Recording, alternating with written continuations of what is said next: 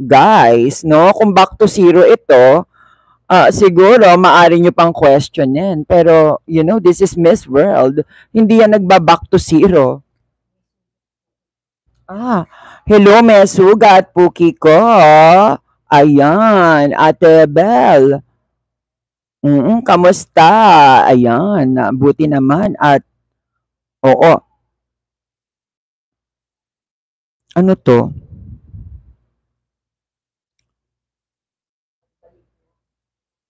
Nagbalik naman ako at ang spicy, ang dilis na puset. Finally, ano to? Ano po ang ulam mo? Tita, my gosh naman, ulam aga. Oo, nakapag-dinner na ako, no? Kanina papatulog na lang ako. Kaya lang, di ako makatulog. Ayan, labas na naman ako sa camera. No, so actually, I'm not really planning to do this live, pero marami kasi nagdi-DM about dun sa Q&A ni Krishna. Kaya ayan, nag-live na naman ako, no? Oo, masyado ang dami pa ring hanash about that question. So, mas magandang maliwanagan ang lahat. At kahit naman sila tita, di ba, pinaliwanag na rin yan. So, siguro naman naintindihan nyo na, no? And, yeah. So, yun lang yun. Hindi naman to back to zero, guys. No? Anong nangyayari?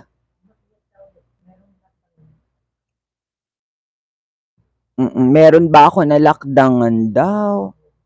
Okay, pageantry 2024. Do you think no, not really. I'm not gonna join there. Siguro, no, oo.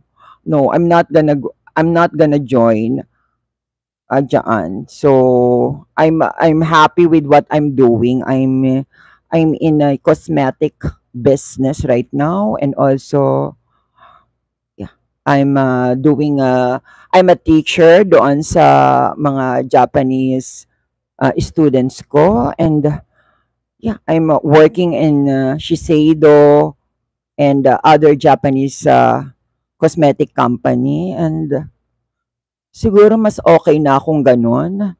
I'm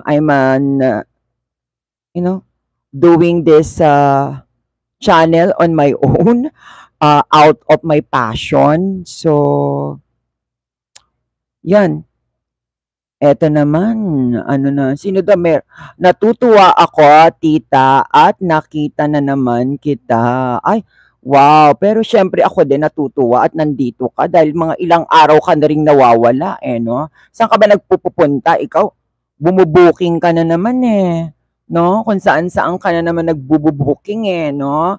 Oo, saan ka ba nag-aura na nag-aura? No, ayan. Sino ba daw ba ang nakaligtaan ko dito? Akyat daw ako.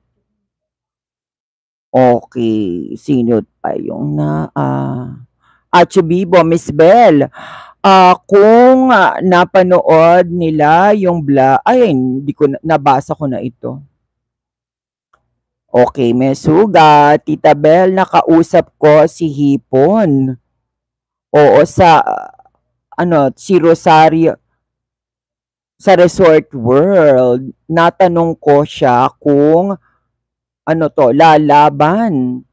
Kung lalaban pa ba siya, at sabi niya, hindi daw, at tapos na ang laban. O ayan, 'di ba? So, kung si Celeste tapos na ang laban, edi si tapos na rin ang laban ni Hipon. So, patahimikin na natin sila, guys, no? Siguro naman no, um, wag niyo nang bigyan ng importansya yung Miss Grand. Siguro kung meron tayong abangan, edi abangan natin yung Miss Universal Woman, no? Kasi malay nyo si Jasmine Omay yan. Nararamdaman ko kasi there is something for Jasmine Omay. Remember, she is the first princess. No, I think there is something for her. Wait lang natin. Hindi ako nawawala ng pag-asa kasi she is my top 2. No, Jasmine Omay is my top 2, kaya I know there is something for her at pinahahalagahan din siya ng Miss World, kaya wag tayong mag-alala about Jasmine Omay.